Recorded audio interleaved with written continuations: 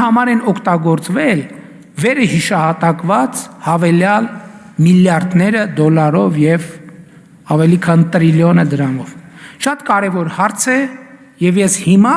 կետ առ կետ կձևակերպեմ այդ հարցի պատասխանը ամենակարևորագույն շեշտադրումներով։ 2018 թվականից ի վեր, խնդրում եմ թվերին ուշադրություն դարձրեք, 233 միլիարդ 800 միլիոն դրամ հատկացրել ենք թոշակների ավելացմանը։ Այսինքն 233 միլիարդ դրամ միայն հավելյալ տվել ենք կենսաթոշակների ավելացմանը։ 2018 թվականից ի վեր ավելի քան կրկնապատկել ենք նվազագույն թոշակը։ 5 անգամ կենսաթոշակները բարձրացնելու որոշում ենք կայացրել։ Միջին կենսաթոշակի չափը ավելացել է 22.3%-ով։ Այս ցուցանիշն իհարկե բավարար չէ։ Պետք է հարց ծագի, այս ինչ է, 233 միլիարդ հատկացրել եք եւ ընդամենը միջինը աճել է 22.3%-ով։ Այո, բայց պետք է հաշվի առնել, որ վերնշված գումարը բաշխվել է անընդհատ ավելացող թոշակառուների միջև։ Իսկ 2018 թվականից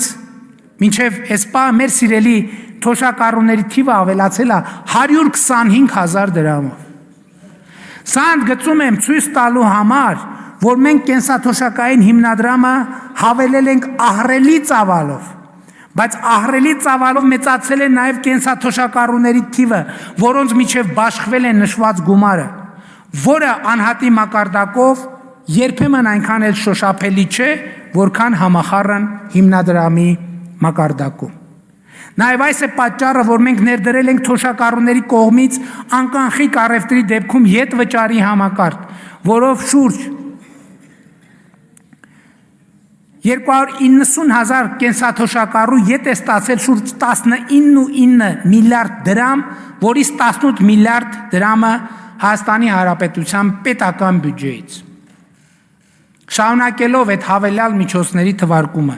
2018 թվականից ի վեր 61 միլիարդ լրացուցիչ դրամ է հատկացվել մինչև 2 տարեկան երեխաների խնամքի նպաստի ծրագրին։ Սա ես խոսում եմ այն բյուջետային, եթե բյուջետային ծրագրերը եղել են, այս թվերը նախկինում եղածի վրա ավելացածներն են միայն 18 թվականից հետո։ Ի սկզբանե 2 տարեկան, մինչև 2 տարեկան երեխայի խնամքի ծրագրի շահառու էին հանդիսանում միայն աշխատող մայրերը։ Այսինքն միայն աշխատող մայրերն էին մինչև 2 տարեկան երեխաների խնամքի նպաստ տանում։ 2018 թվականից հետո մենք նախ ծրագրի շահառու դարձրեցինք գյուղական վայրերում ապրող, բայց չաշխատող երիտասարդ մայրիկներին, ապա նաև քաղաքներում բնակվող եւ չաշխատող երիտասարդ մայրիկներին, այսինքն գործնականում բոլորին։ Արդյունքում 2018 թվականի համեմատ այս նպաստը ստացող երիտասարդ մայրիկների թիվը ավելացավ 4.6 անգամ, 12,733-ից դառնալով 58,796, այսինքն ավելանալով 46,063 մարդով, իսկ նպաստի միջին չափը ավելի քան կրկնապատկվել է։ Հաջորդը 31.4 միլիարդ դրամ տրամադրվել է երրորդ եւ յուրաքանչյուր հաջորդ ծնված երեխաներին։ Այս ծրագիրը նախկինում գոյություն չի ունեցել եւ սկսել է գործել 2022 թվականի հունվարի 1-ից եւ 2024 թվականի դեկտեմբերի 31-ի դրությամբ 33,825 երեխա պետությունից, պետական բյուջեից, այդ հավելյալ 4.2 միլիարդից 50,000 ամսական դրամ աջակցություն է ստանում։ 5.4 միլիարդ դրամը բնակելի տների եւ բազմաբնակարան շենքերի էներգոարդյունավետ վերանորոգման պետական աջակցության ծրագրի շրջանակներում տրամադրել ենք 25,000 քաղաքացիների, նրանց օգնելով էներգոարդյունավետ դարձնել իրենց բնակարանները եւ տները, հարմարեցնել հնարավոր բիզնես գործունեության համար։ Ծրագրի իրականացման եղանակը վարկերի տոկոսների սուբսիդավորումն է եւ այս 5.4 միլիարդը գնացել է այդ տոկոսների սուբսիդավորմանը։ 99 միլիարդ դրամը տրամադրել են 300 դպրոց ծրագրի իրականացման համար, որով դպրոցական ենթակառուցվածք կստեղծվի, կհիմնանորոգվի կամ կնորոգվի 63400 դպրոցականների համար։ 37 միլիարդ դրամը տրամադրվել է ուսուցիչների վարձատրությունը ավելացնելուն տարբեր ծրագրերով։ Ուսուցիչների աշխատավարձը բարձրացվել է 2019 թվականին համատարած, ապա գործողության մեջ է մտել կամավոր ատեստավորման ծրագիրը, ապա ԲՏՃՄ ուղղություններով եւ մինչեւ 100 երեխա ունեցող դպրոցների ուսուցիչների վարձատրության հավելումների ծրագիրը։ Արդյունքում 2018 թվականից ի վեր ուսուցիչների վարձատրության հիմնադրամը աճել է համախառն 37 միլիարդ դրամով, ինչը նշանակում է ուսուցիչների վարձատրության հիմնադրամի աճ 67%-ով եւ այսօր Հայաստանի Հանրապետությունում 597,500 դրամ աշխատավարձ ստացող ուսուցիչ կա։ Հավելյալ 74,3 միլիարդ տրամադրվել է գիտության ֆինանսավորմանը։ Ընդ որում իրականացվել է գիտաշխատողների աշխատավարձի բարձրացում 105-ից 300%-ով։ 2018-2024 թվականներին նախորդող 7 տարիների համեմատությամբ գիտության ֆինանսավորումը Հայաստանի Հանրապետությունում ավելի քան կրկնապատկվել է։ Հավելյալ 31 միլիարդ դրամ տրամադրել ենք բանակի ծառայողների աշխատավարձերի բարձրացմանը եւ այսօր Հայաստանում 582,000 դրամ աշխատավարձ ստացող շարքային զինվորական կա։ 2018-ից 2024 թվականներին նախորդող 7 տարիների համեմատ հավելյալ 242 միլիարդ դրամ է տրամադրվել ճանապարհների կառուցման համար եւ նախորդող 7 տարիների համեմատությամբ կառուցվել, հիմնանորոգվել եւ նորոգվել է, ուշադրություն դարձրեք, 2000 կիլոմետր ճանապարհ։ Սա 2011-17-ի նկատմամբ հավելյալն է։ Այսինքն այդ նախորդող շրջանի նկատմամբ 576%-ով ավելի շատ ճանապարհ է նորոգվել, հիմնանորոգվել, կառուցվել։ Ընդ որում ոչ ֆինանսավորման, ոչ ճանապարհների կառուցման այս թվերում ներառված չեն վարկային միջոցները, այսինքն հյուսիս-հարավ եւ այլ վարկերով կառուցվածքները ներառված չեն եւ դրանց ծախսմամբ իրականացված ճանապարհաշինարարական աշխատանքները, ներառված չեն նաեւ սուբվենցիաներով իրականացված ճանապարհաշինարարական աշխատանքները։ Այսինքն առանց վարկերի եւ առանց սուբվենցիաների 2000 կիլոմետր հավելյալ ճանապարհ 2011-ից 2017-ի համեմատությամբ։ 2018 թվականից հետո պետական բյուջեից որպես աջակցություն ավելի քան 100 միլիարդ դրամ է ծախսվել աշխատանքային լեզվով ասած լիզինգի, ինտենսիվ այգեգործության եւ անասնապահության աջակցության, գյուղմթերքի մթերման աջակցության ծրագրերով։ Այս ծրագրերի հիմնական մասը նախկինում գոյություն չի ունեցել Հայաստանում։ 2018 թվականից ի վեր 271 միլիարդ դրամ քաղաքացիներին է վերադարձվել եկամտային հարկի վերադարձի ծրագրով, որը ներառում է նաև հիպոթեկային վարկի դեպքում եկամտային հարկի վերադարձի ծրագիրը, որի շնորհիվ Հայաստանի շուրջ 41,000 ընտանիք նորակառույց շենքերում բնակարան ձեռք բերելու հնարավորություն է ստացել։ 2020 թվականի հուլիսի 1-ից ներդրվել է երեխա ունեցող ընտանիքներին բնակարանային ապահովման պետական աջակցության ծրագիրը եւ մինչեւ 2024 թվականի դեկտեմբերի 31-ը 12151 երիտասարդ ընտանիք 8.6 միլիարդ դրամի հավելյալ աջակցություն է ստացել։ 114 միլիարդ դրամ ներդրվել է մարզերում սուբվենցիոն ծրագրեր իրականացնելու համար։ Սա ուշադրություն դարձրեք միայն պետական բյուջեից հատկացված միջոցներն են։ 2018 թվականից ի վեր սուբվենցիաների ընդհանուր փաթեթը կազմել է 225 միլիարդ դրամ։ Հայաստանի մարզերում որևէ 7-ամյակում այսպիսի ներդրում ուղղակի չի եղել, երբեք չի եղել։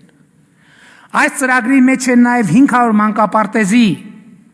թեման, որի համար պետական բյուջեից տրամադրվել է 23 միլիարդ դրամ, շուրջ 33,000 երեխաների համար մանկապարտեզ կառուցելու, վերակառուցելու, հիմնանորոգելու նպատակով։ Ընդ որում, մյուս կողմից էլ 2018-2024 թվականներին համայնքներին տրվող դոտացիաները նախորդող 7-ամյա ժամանակահատվածի համեմատ աճել են 159 միլիարդ դրամով կամ 57%-ով։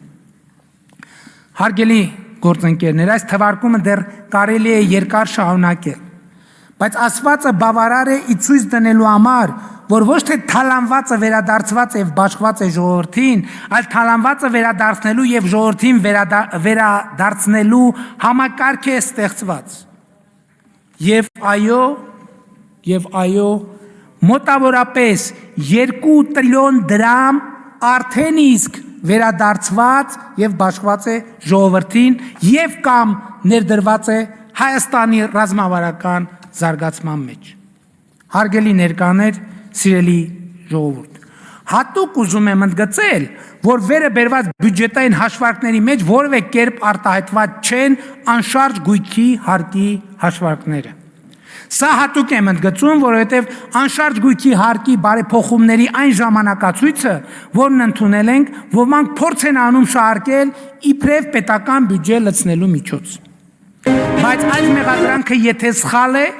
սխալ է, միայն մասամբ, որովհետև այո, հարկը բյուջե լցնելու միջոց է, բայց անշարժ գույքի հարկը համայնքային բյուջե լցնելու եւ ոչ թե պետական բյուջե։ Կրկնում եմ, անշարժ գույքի հարկից ոչ մի լումա չի մտնում պետական բյուջե, այլ բացառապես համայնքային բյուջեներ եւ պետք է հպարտությամբ ընդգծեմ, որ 2024 թվականին 2017 թվականի համեմատ Հայաստանի Հանրապետության համայնքների բյուջեները եռապատկվել են։ Ընդ որում, ոչ միայն անշարժ գույքի հարկի հաշվին։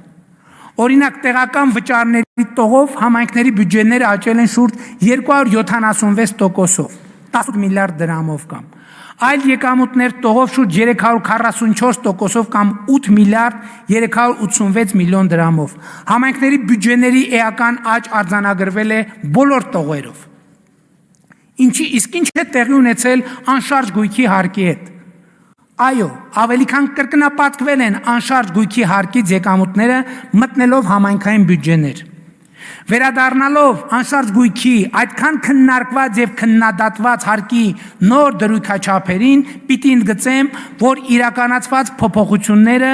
հիմնականում ծանրացել են 100 միլիոն դրամ եւ ավելի արժեք ունեցող, այսինքն միջինից էականորեն բարձր գին ունեցող գույքերի վրա։ Խնդրում եմ, այն ինչ որ հիմա կասեմ, հատուկ ուշադրություն դարձրեք։ Մեր երկրում 100 միլիոն դրամ եւ ավելի արժեք ունեցող գույքերը ընդհանուր գույքերի մեջ, բոլոր գույքերի մեջ 100 միլիոն եւ ավելի դրամ արժեք ունեցող 0.62%-ն են։ Պատկերացրեք, մեր երկրում եղած գույքերի 0.62%-ն է, որոնց արժեքը 100 միլիոն դրամ եւ ավելի է։ Բայց այդ 0.62%-ը մեր կատարած բարեփոխումների արդյունքում վճարում է անշարժ գույքի հարկի 42.7%-ը։ 0.62%-ը վճարում է 42.7%-ը։ Հիմա աղմուկը իմացաք որտեղից է։ Ուշադրություն դարձրեք, հանրապետության անշարժ գույքերի 0.62%-ը վճարում է անշարժ գույքի հարկի 42.7%-ը։ Ասել է, թե անշարժ գույքի հարկի համակարգի մեր իրականացրած բարեփոխումները առնվազն մի էական մասով նույնպես տեղավորվում են թալանածը վերադարձնելու տրամաբանության մեջ, որովհետև հարկերի ծանրակշիռ մասը վճարում են հարուստները, այդ թվում ապօրինի կերպով հարուստ դարձածները։ Ապա եւ չմոռանանք, թե ինչ տեղի ունեցավ, եւ երբ 2019 թվականին մենք որոշում կայացրեցինք եռաչափ 23, 28 եւ 36% եկամտային հարկը հարթեցնելու եւ համընդհանուր 20% եկամտային հարկ սահմանելու վերաբերյալ։ Այդ ժամանակ այսօր դահլիճում ազգային ժողովի ընդդիմադիր հատվածում տեղ ունեցող բազմաթիվ ընդդիմադիրներ մեզ մեղադրում էին սոցիալական արդարության սկզբունքը խախտելու եւ հարուստներին աջակցելու մեջ, ինչին ի պատասխան մենք ասում ենք, որ հարստության լավագույն չափանիշը ոչ թե աշխատավարձն է, այլ անշարժ գույքը, եւ անշարժ գույքի հարկով մենք կկարողանանք կարգավորել առաջադրվող խնդիրը, ինչը ահա փաստացի իմ ասած վիճակագրությամբ ցույց տվեց, որ այդ բարեփոխումը ուղիղ 10-ին է խփել։ Շատ կարևորում եմ, որ մեր սիրելի հայրենակիցները այս նրբությունը տարբերակեն։ Անշարժ գույքի հարկերը մտնում են բացառապես համայնքային բյուջեներ, իսկ համայնքային բյուջեները պետք է ծախսվեն բացառապես քաղաքացու բակի, փողոցի, անմիջական միջավայրի բարեկարգման վրա։ Այսինքն անշարժ գույքի հարկը առավել ևս այն դեպքն է, երբ ասում են, որ այդ հարկը քաղաքացիները իրենց են վճարում աջ գրպանից ձախ գրպան տեղափոխելով։ Եվ այդ գումարները ծախսելու մասին որոշումները կայացնում են իրենց ընտրած ավագանիները, որը քաղաքացիներին ամենամոտ գտնվող ինստիտուտն ու մարմինն է։ Բայց սա դեռ ամբողջը չէ։ Մեկնարկել է ամեն տարվա հետ ընդլայնվելու է համայնքների մասնակցային բյուջետավորման ծրագիրը, երբ քաղաքացիները ուղիղ կերպով կարող են որոշել, թե համայնքի համար որ նախագծերն են առաջնահերթ։ Քաղաքացիները կարող են առաջ քաշել սեփական գաղափարներ իրենց համայնքներում, իրենց կյանքը ավելի լավը դարձնելու համար եւ որոշում կայացնել այդ ծրագիրը ֆինանսավորելու եւ իրականացնելու մասին։ Մասնակցային բյուջետավորման այս համակարգը դեռևս ֆինանսավորվում է պետական բյուջեից եւ 2024 թվականի 4 համայնքների համար նախատեսված 500 միլիոնի փոխարեն 2025 թվականի պետական բյուջեից այդ նպատակով հատկացվել է 1 միլիարդ դրամ 21 համայնքների համար։ Եվ այս ամենը գործնական արտահայտումն են այն բանի, որ պետական եւ համայնքային բյուջեներին վճարումներ անելով քաղաքացին կրկին ինքը իրեն բացառապես ինքը իրեն է վճարում եւ հենց այս ընկալումով է անցնում պետության եւ ապապետության միջև սահմանը։ Այսինքն պետության եւ ապապետության միջև սահմանը անցնում է քաղաքացու համայնքին կամ պետական բյուջեին վճարած հարկի նկատմամբ ունեցած վերաբերմունքով։ Այդ վերաբերմունքն է ցույց տալիս,